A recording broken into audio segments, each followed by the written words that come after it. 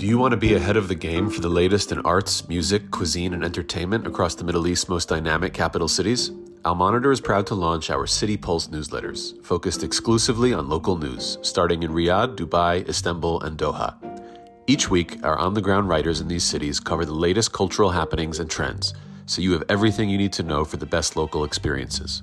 To subscribe for free, go to almonitor.com, that's al-monitor.com, and sign up on our newsletter page. Welcome back to the Al Monitor Brief. I'm Adam Lucente. The continued conflict between Israel and Iran has had a number of effects on the Middle East economy. Oil prices are up, while some, but not all, regional stock indexes are down.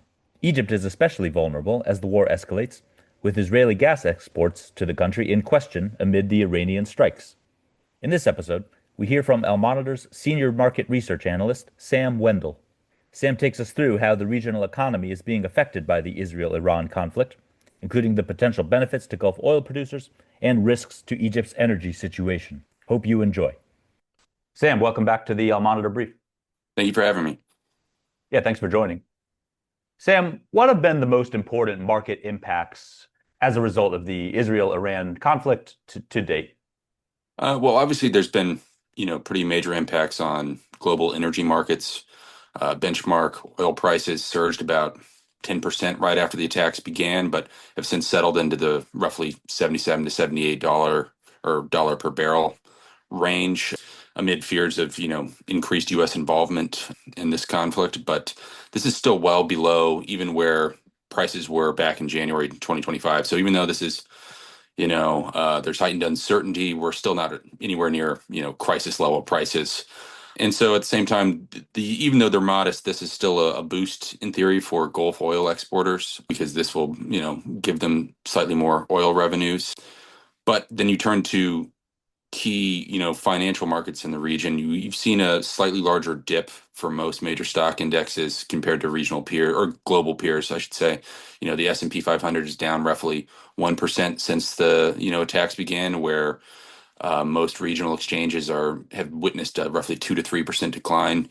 And then you have Egypt, where its blue chip EGX 30 is down roughly 7%. But not everyone is suffering. Tel Aviv's benchmark TA 125 is up like 6% since the attacks began.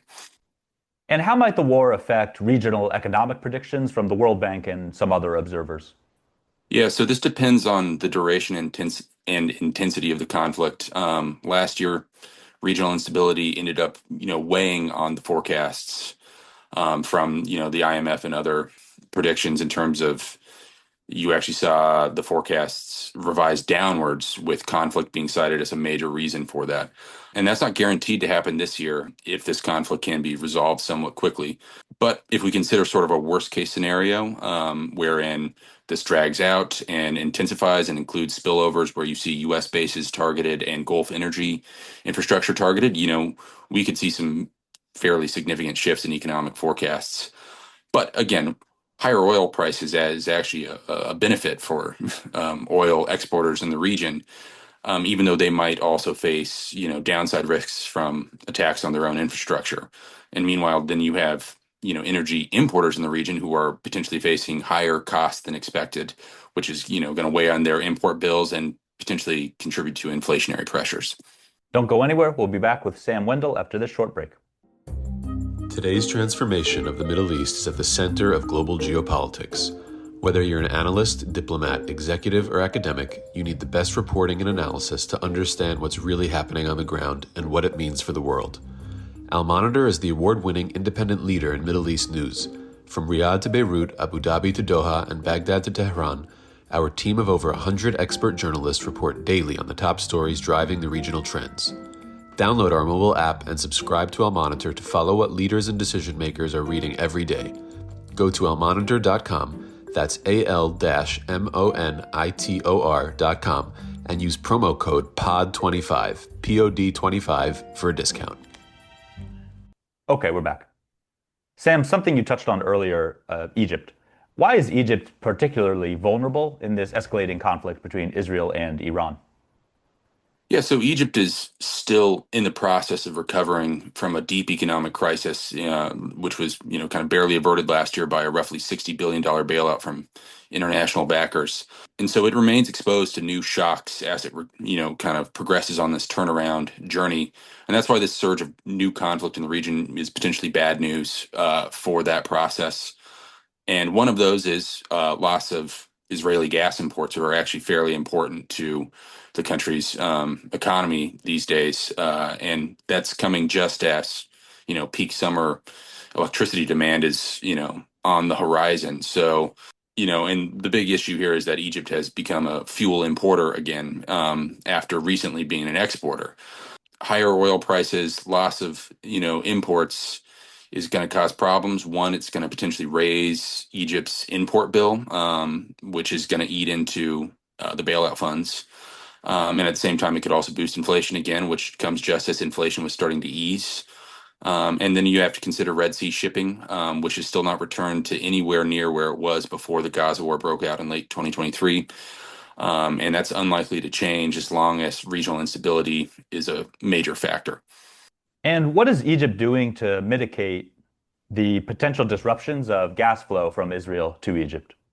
Yeah, a couple things. So there are reports that Egypt has cut supplies to certain industries in order to prioritize power generation, especially with peak summer heat coming. And at the same time, they've reportedly scrambled to find alternative supplies. And actually, a day before the Israeli attacks began, Egypt, I believe it was Bloomberg, reported that Egypt inked a deal with Saudi Aramco and commodities traders for long-term LNG contracts. But those won't begin supposedly until next month. So there is a gap. But more broadly, this creates questions about Egypt's energy strategy, because if this conflict drags on and Israel's offshore Mediterranean gas fields are targeted by Iran or successfully targeted by Iran, that could lead to longer gaps in supply, and that would force Egypt to maybe rethink their longer term strategy there. Sam, thanks a lot for your time, and we look forward to more of your reporting on Egypt and the economic fallout in the region. Yeah, thank you for having me, Adam. Thanks for listening to the Al Monitor Brief. Be sure to follow Al Monitor for more on the stories impacting the Middle East. Until next time, I'm Adam Lucente.